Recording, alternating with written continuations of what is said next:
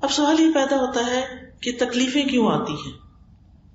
تکلیفیں آتی ہیں بندے کا درجہ بلند کرنے کے لیے، تکلیفیں آتی ہیں انسان کو پختہ کرنے کے لیے، انسان کو کچھ سکھانے کے لیے، انسان کو ہوش میں لانے کے لیے کہ وہ اپنی غفلت سے باہر نکل آئے. تو اس لیے تکلیفیں تو آئیں گی. نبی صلی اللہ علیہ وسلم نے فرمایا بے شک بندے کے لیے جب اللہ کے ہاں کوئی مقام اور مرتبہ مقدر ہو چکا ہوتا ہے اور وہ اپنے اعمال کی بنا پر اس تک نہیں پہنچ سکتا تو اللہ تعالیٰ اسے اس کے اپنے جسم یا مال یا اولاد کی آزمائش میں ڈال دیتا ہے.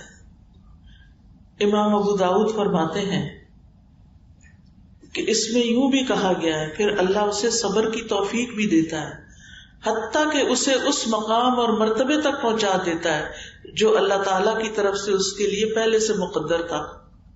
یعنی عمل سے وہ بندہ اس درجے پہ نہیں پہنچنے والا تھا. کیسے پہنچا؟ تکلیف کاٹ کے، بیماری کاٹ کے. تو تکلیفیں پاک کرنے کا سبب ہوتی ہیں. اور یہ نہ سوچیں کہ اللہ تعالیٰ شاید ہم سے ناراض ہوتا ہے تو ہمیں تکلیف میں ڈالتا ہے. کچھ لوگوں کا یہ خیال ہوتا ہے شاید اللہ تعالیٰ مجھ سے ناراض ہو گیا. نہیں، حدیث میں آتا ہے اللہ جس کے ساتھ بھلائی کا ارادہ کرتا ہے اسے مصیبت میں مبتلا کر دیتا ہے، اسے تکلیف میں ڈال دیتا ہے. اور یہ اللہ کی بندے سے محبت کی نشانی ہے.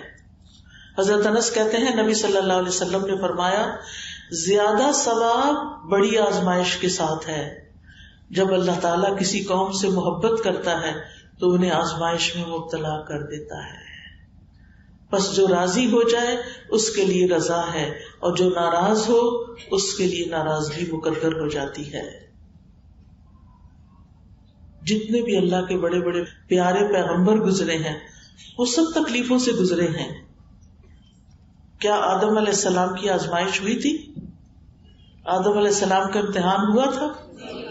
پھر کیا ہوا؟ اس کے بعد جب وہ اس میں ناکام ہو گئے تو ان سے جنت کا لباس اتروا لیا گیا، ان کو جنت سے نکال دیا گیا. کیا ان کو کوئی تکلیف ہوئی ہوگی؟ بہت تکلیف ہوئی. پھر انہوں نے اللہ سے معافی مانگی، انہوں نے دعا مانگی. کیا؟ ربنا ظلمنا انفسنا وان لم تغفر لنا وترحمنا لنکونن من الخاسرین. کیا نوح علیہ السلام آزمائش سے گزرے تھے؟ کتنے سال؟ 950 سال. ان کی قوم نے ان کی بات نہیں مانی. پھر کیا ہوا؟ ان پر طوفان آ گیا. فأخذهم الطوفان وهم ظالمون. موسیٰ علیہ السلام کے لیے کوئی آزمائش تھی؟ ایک تھی یا بہت سی تھی؟ بہت سی تھی. وَفَتَنَّاكَ فُتُونًا. ہم نے طرح طرح سے تجھے آزمایا. وَاصْطَنَعْتُكَ لِنَفْسِي. پھر میں نے تجھے اپنے کام کا بنا لیا. بہت سی آزمائشیں آئیں. یعقوب علیہ السلام کو کوئی آزمائش آئی؟ کیا آزمائش تھی؟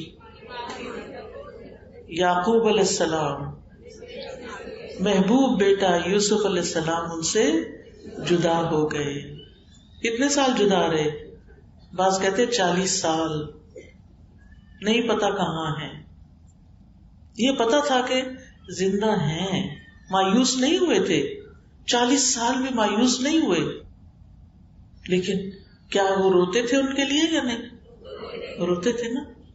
وَبِيَضَّتْ عَيْنَاهُ مِنَ الْحُزْنِ. غم کی وجہ سے آنکھیں سفید ہو گئی تھی. یہ اللہ کے پیارے بندے تھے یا نہیں تھے؟ نا. لیکن ان پر آزمائشیں آئی نا. تو جب آپ پر کوئی تکلیف آئے تو یہ نہ سوچے کہ اللہ تعالیٰ مجھ سے ناراض ہے.